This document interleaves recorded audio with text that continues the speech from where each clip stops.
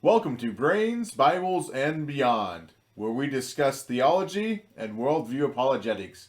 I'm Nate Day with Think Like Christ Ministries, and I'm here with our resident theologian Joel Willoughby with Brains and Bibles. If you would like more information about our ministries, check out our websites, brainsandbibles.com and thinklikechrist.org.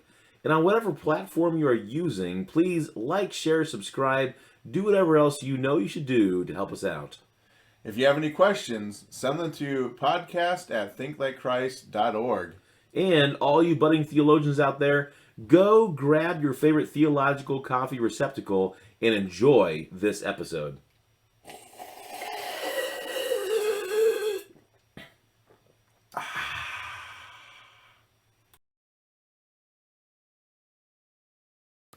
All right, so we are back, and we are going to finish our wrap-up on the methods of evangelism. So this is the wrap-up of Methods of Evangelism Part 2.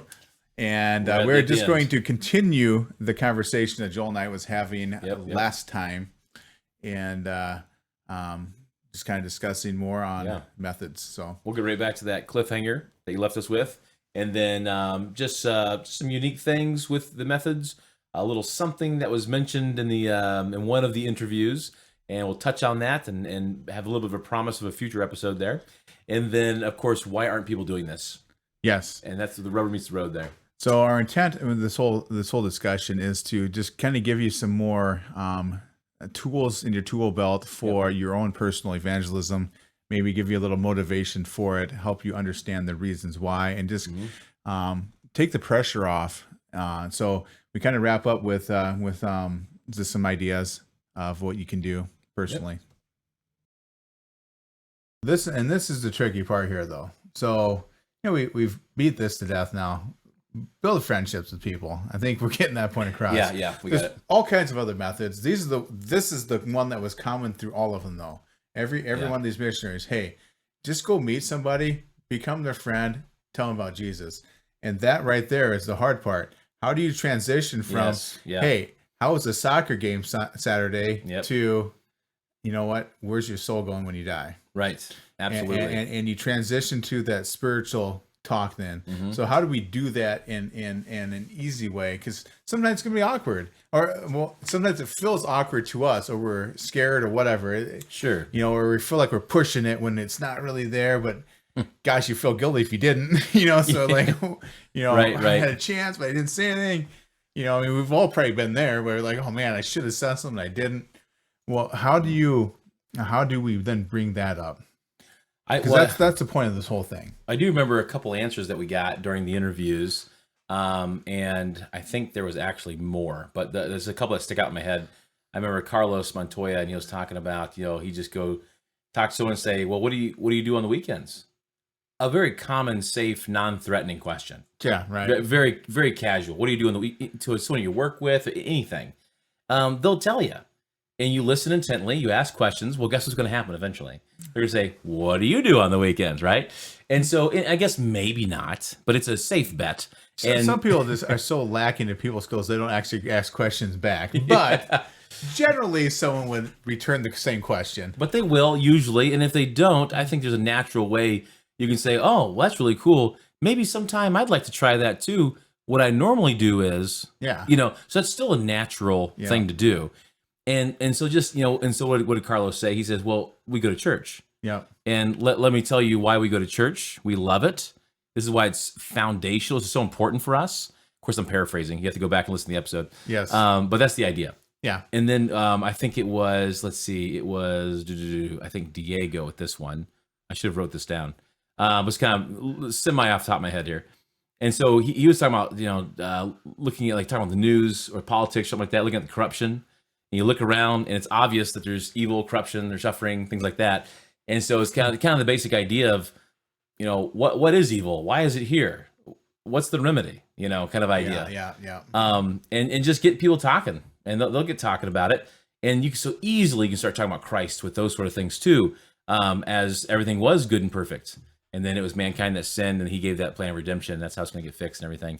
I like going through the worldview questions, basic worldview questions, use, in your own words, right? Sure. And you're, to be natural. It don't have to be the Joel version of the question, but no, not everybody's a theologian though, like you, and Right. and versed in all worldviews, but Sure. but there's some basic ideas. Yeah, It's like ones to bring out. I think to keep it simple, I'll put it this way: where do we come from? Why are we here? Where are we going? So those are questions most people ask. Origin of especially existence. if they don't know. Okay, purpose of existence, and then future existence. After this earthly life, right? Those are huge things that people have probably at least casually thought about before. Why am I here? And then the nature of truth. That's a big one. What is truth? How do you find truth? People will answer so many different ways. And I got your shirt on today too. Think like Christ Ministries. Look at that. Yeah, look at that. We're buddies. You're dressed up lots more spiffy than I am. All right. Well, I try. Yeah. Who's in charge? Who's your ultimate authority? Who can make you do something you don't want to do? That's a good question. That's a thought-provoking question. Yeah. Who can make you do something that you don't want to do? And the answers to that are just fun. Yeah, and there's all kinds of answers to that one. And the evil and suffering thing we already talked about, but those are the basic worldview questions. Yeah, if you don't remember the evil and suffering, you go back to Is God Good? We did a whole series on that. Yep. And it's fantastic. It is good. Very worth. Is that a 4-part series? That one Is God Good? If I remember right, I think it is. And we could have probably done 2 or 3 years on it. Definitely, there's a lot there. That's definitely When you talk about the character of God, it can really. We're hitting the Cliff Note versions of these things. If you were to cover every scripture that dealt with that idea, it'd be almost the entire Bible. I read slow too, so it would take a while. Well, so I had this kind of a wrap up idea for all the things that are common and just good methods. Okay. Be visible to people, be available to people, and be aware of people. In other words, what's going on in their lives, what's affecting them on every scale. So, in other words, stop being selfish and realize that other people exist, right? Yes. Yeah. Well, and then I just kind of have the same kind of overlapping thoughts here, but be loving people, pray for people. Yeah. And I think this big one that we remember for ourselves: be a worthy disciple-making tool in the hand of God. So we're recognizing that God is using us. We are happy to be with him, not him. He's happy to be with us. Like, oh, I got a Joel Willoughby. I can finally do some things. That's never how it works. God's been waiting for 6,000 years for Joel Willoughby to finally show up and do something. That'd be the day. Well, and the praying for people, this can be so effective, at least as a icebreaker, especially to get to a spiritual conversation. Yep. Asking someone, if you find somebody in need of some kind, asking if you can pray for them. Oh yeah. I mean, so often, you hear people talking about, how their life stinks in some form or other. Yeah. And you say, hey, you know what? Can I pray for you? Almost always they say, well, yeah, of course. Yep. I mean, you might take them off guard, but whoever's turned out to prayer, I mean, they don't even know who you're praying to, but that doesn't even matter to them. Yep. That's right. But we know prayer is effective, and we know God listens. And it's just a great way to break that ice with them as well. So, Yep, that's really good. And just even praying just for opportunity and courage. Those are Paul's 2 favorite prayer requests, and as in Paul the Apostle, and not just some random guy we have in the back here, but some dude named Paul. Who wants one of those? Okay, all right. So the unique things. This is what I thought was funny. Almost nothing. Yeah. If you actually line up everything they've said, the missionaries about evangelism and whatnot, I mean, it's really only things that are very specific to a specific culture or maybe a time of year, some kind of a political atmosphere, in economic environments, that kind of a thing. But those are always changing things, always things in flux, and it's kind of just being aware. Yeah, that's some of that idea. There was the same. Almost all of them said so much of the same stuff. I mean, in practice, it may be a little different, some of the details and how we go about doing this, but it was all about building relationships, building friendships, getting to know them, and sharing the gospel for the purpose of sharing the gospel, and then actually doing that. Yeah. And that can be done in even different ways. So, but it really all came down to that. So there wasn't a whole lot of differences. Very, very minor. I'll say, Carlos and I talked about something, and we're not going to talk about that right now, but we talked about seminary, and I think it should be a whole episode. So I'm gonna hold off on that one. There's controversy That's there. a lot of talking on seminary. Yeah, that's a lot. I mean, I've been to seminary. Doesn't mean that I think it's. I know where seminary is. It was where people go to, when they're dead, they get buried. Right? Yeah, no. Oh, That's- cemetery. that's Cemetery. cemetery Okay, school. yeah. That's, Seminary school. This is- No, seminary. Yeah. Seminaries are good, well, so or can be good. there's controversy though, and I'm willing to talk about it, and I think there is a lot to talk about. So just a list of questions to whet your appetite for a future episode here. I'm looking at your notes. These Should look we- good. We should should we- do this sometime. Oh yeah, I gave this. Should we have seminaries or not? Should all seminary training be accomplished or at least overseen by a church? Can one local body of believers help train others? Knowledge puffs up. How is seminary good? Are we preparing people for ministry well? Well or not, what could be done better? And of course, the point of it all, seminary, right, should be to make disciples and do it better. Right? That's Yeah. essentially it. That's pretty much the point of all Christians, right? It's you could break it down. The most base element is to glorify / worship God, Yeah. right? That's yeah. everything. And then it breaks down into more subsets and more subsets. Yeah. Make disciples is like the big, like your physical thing that you are doing True. that glorifies and worships God. So it's It's the last thing Jesus told us to do before he left. yeah. Go make disciples. You can't think of one command in the New Testament after the Gospels specifically. I got New Covenant, and so you can't think of one command that does not fit under make disciples. Unless it's your personal worship, right? That's the only other thing because that's the broadest thing. I never really thought about it. All the one Is that another a commands. challenge? There's like 60 something one another commands. That's making disciples because you're teaching them to be learners, imitators, followers of Christ in the old rabbinical tradition. That sort of idea. There's a sort of a definition over here that no one can. Well, I guess they can if they're looking at YouTube, They probably can't read they it. can see some of that. They can't That's read on the all of board it. there. But That's for future content. If you Yeah, come we to our can't. events, you may hear some of those notes. that sounds good. Okay. Anyways, It will be. It will be epic. we've taken a lot of time. I don't want to take too much time on this. I think there's just a little more. I just want to point out. Yeah. I think a big thing that we have to talk about before we close up is why aren't people doing it? Yeah. You talk about it, you make it sound so easy. Right. Just go, hey, stick your Just do hand out and say, hi, I'm Joel. What's your name? Right? Yeah. What's so hard about that? That sounds great. What's so hard about that? Oh, hey, you need Jesus. Let me tell you about it. What's so hard about that? Well, it's not quite that easy, first of all. I mean, we're probably oversimplifying it for the sake of just You have to. simplifying it, right? Right. You need to. But it's simply like, you got to just It's not win a the war. complicated thing. Yeah. So why don't we do it more? Right. I mean, what holds us back? Because it's rare you meet a Christian who doesn't say, I need to witness more. Almost every Christian I've ever met in my entire life will say, you know what, I need to do better than this. All of them. Yeah. I mean, I may have met one or two that like, you know what, I've witnessed to every person I've ever had a chance to. I mean, you don't get that often. Almost everybody's like, you know what, I need to do this better. Yeah. So why don't we do it better? We all know we're supposed to. We have the tools and the gifts. God gives us those. Mm-hmm. So why don't we? And that's a big question. Yep. So I mean, there's some reasons. Start us off down that path, and then I'll chirp in. Well, so a lot of it's just fear. We're afraid. Yeah, I whatever. think so. We don't like the awkwardness, or we're shy. Mm-hmm. Personally, I am very shy. In certain situations, other ones people don't think I am, but I am a shy person by nature. Yeah. Lots of people are. Right.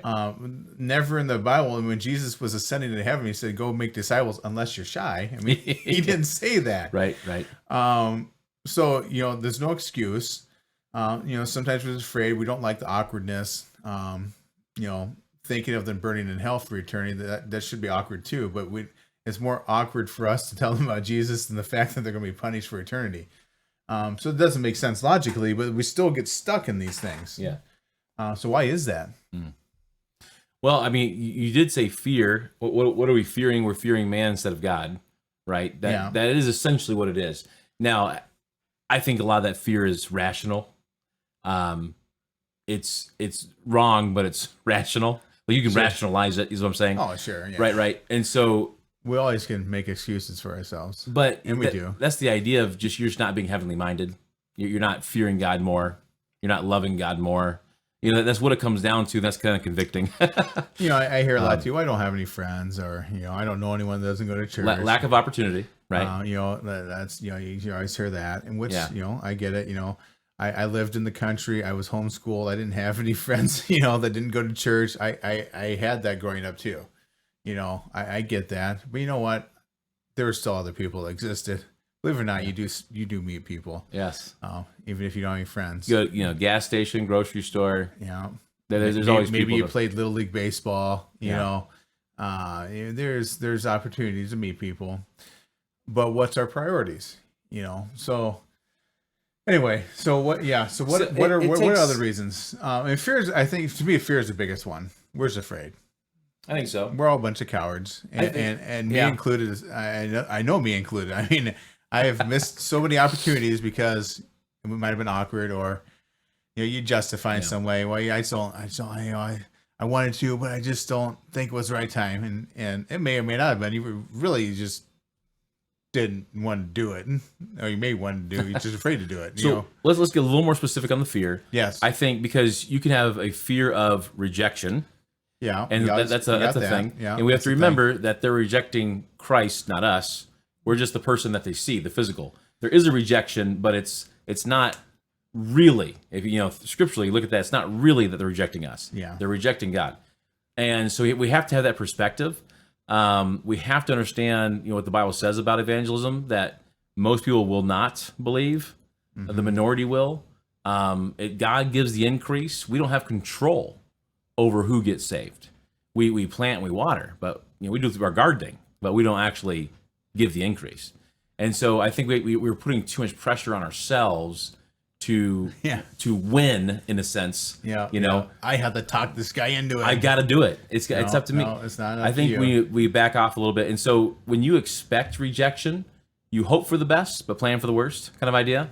I think you're gonna do a lot better. I think it's gonna be okay. No, the other thing too, you hear this. I'm sure you've heard this too a lot. Is I don't really have to witness. I just live a good life. Know, and somehow everyone will just magically know I'm a Christian, start going to church, and yes. then you have the thing. Well, it's not really my job to witness. That's why I pay a pastor. But maybe I can invite someone to church and he can tell them the gospel. You get a little bit of that too.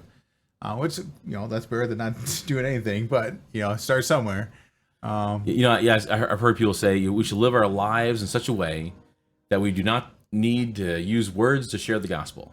That kind of idea. Yeah, and I thought that too. That's horrible. I at first I was intrigued by it. It sounds good. It did. It sounds good. There was something that didn't quite sit right with me. Yeah, but it sounded good, like the words.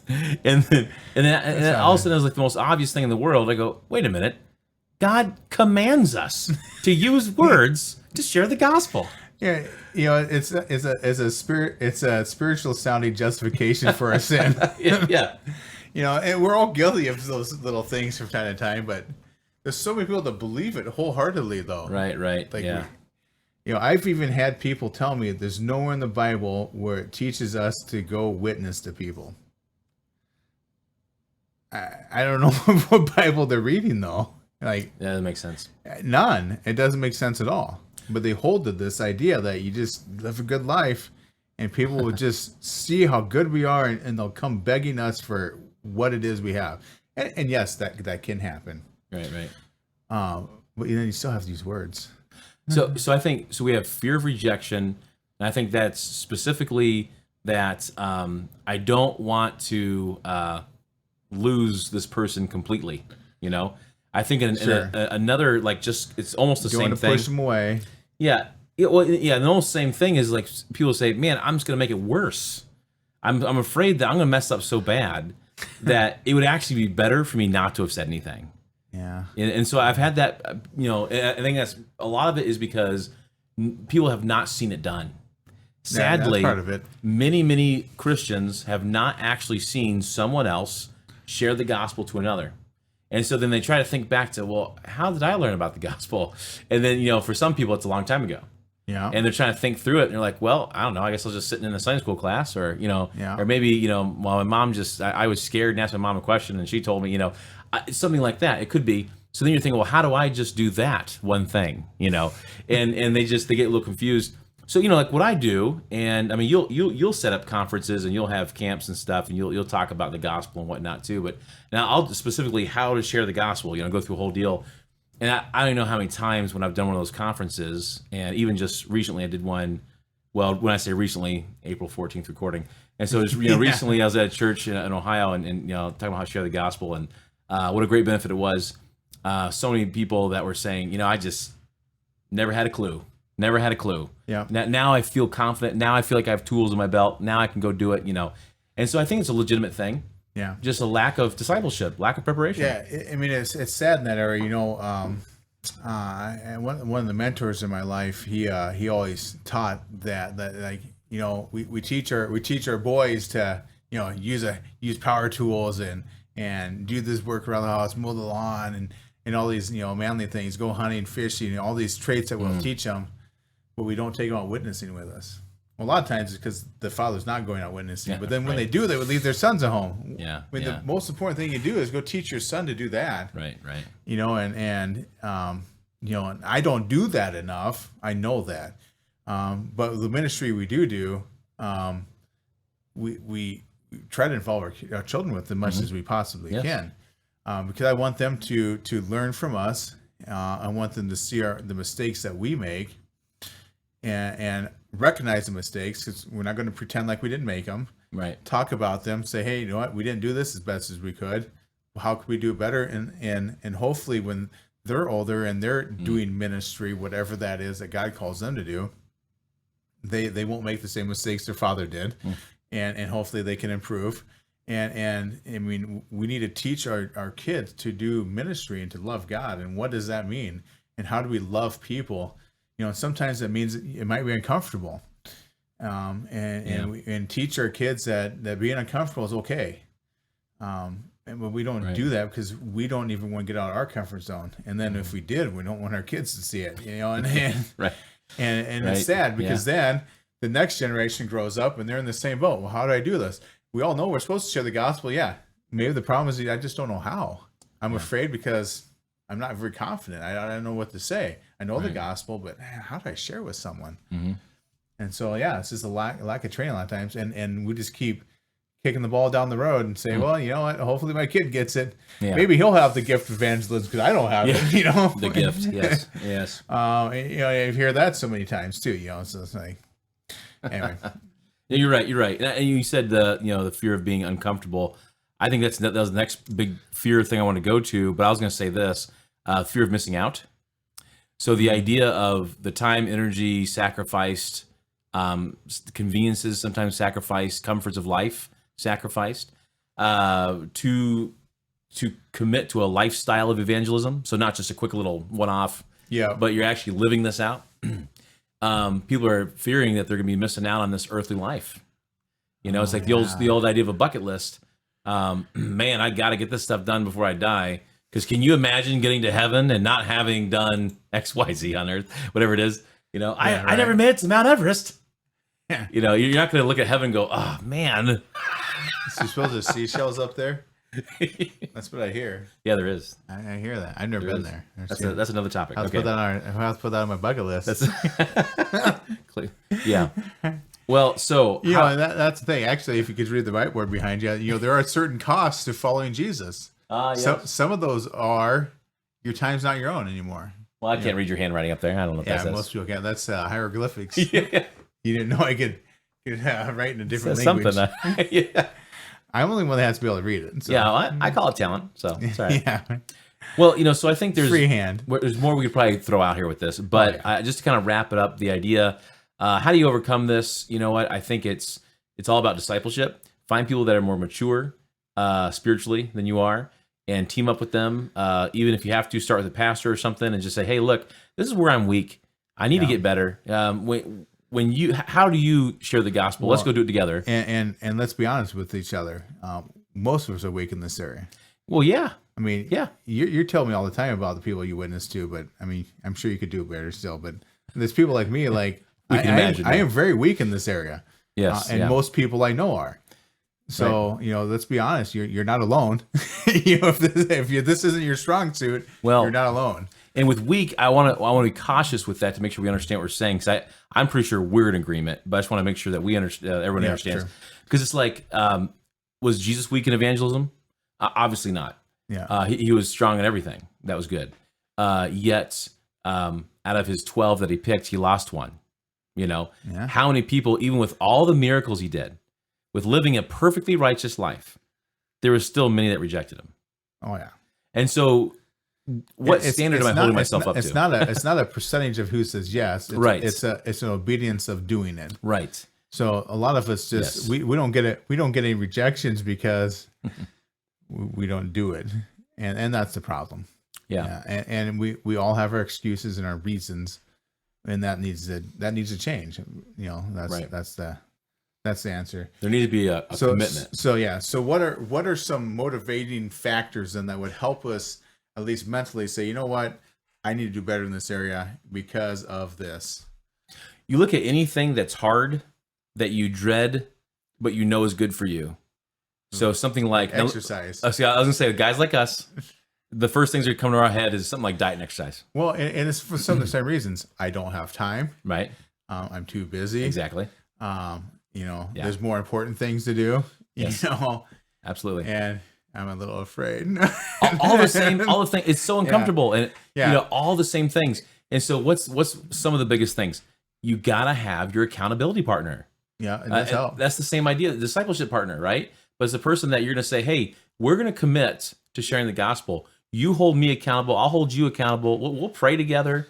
We'll go through, evangelistic passages of scripture together. We'll practice with each other, whatever it is.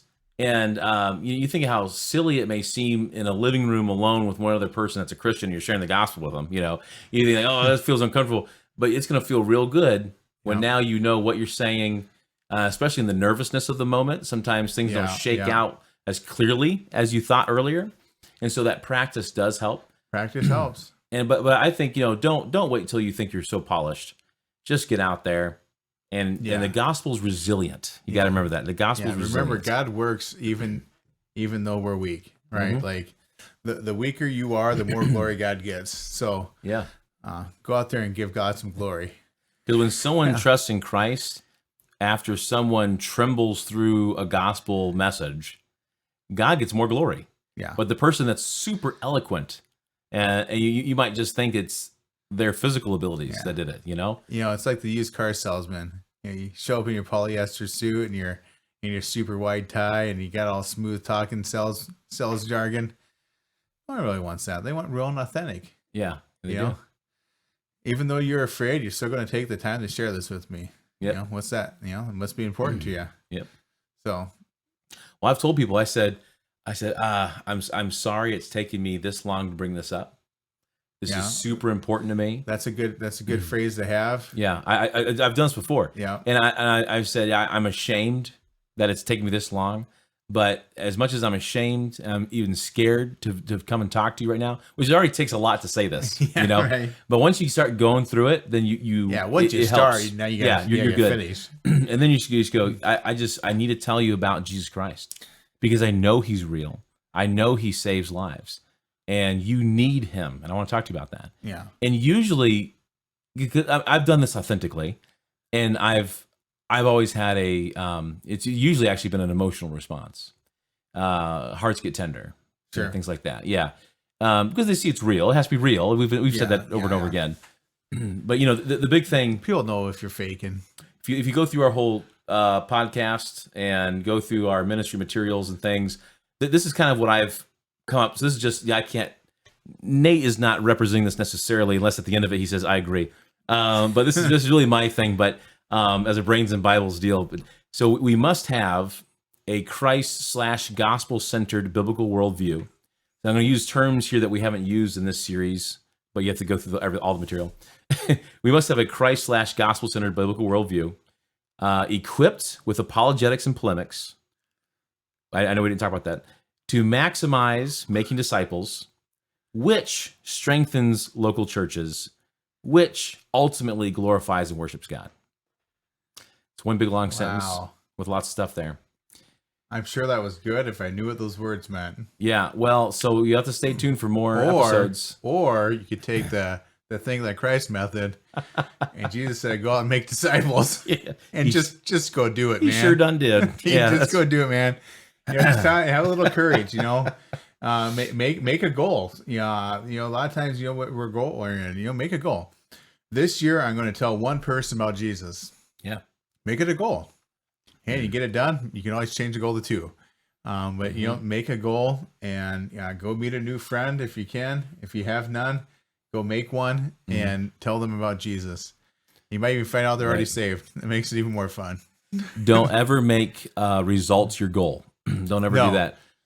Effort. No, make effort the goal. You can't make your goal. I'm gonna get a person saved and make them go to church with me. Right. That your goal can be, I'm gonna tell one person who I don't know about Jesus this year. That'd be a good goal. That would be a good goal. It would even be something like, I'm going to pray specifically, 15 minutes a week, specifically for sharing the gospel. Yep. God, give me bravery, give me courage, give me opportunities. Think about certain names of people, what they're going through, help me love people, help me to be available, whatever. Yeah. Those are good goals to have. Yeah, absolutely.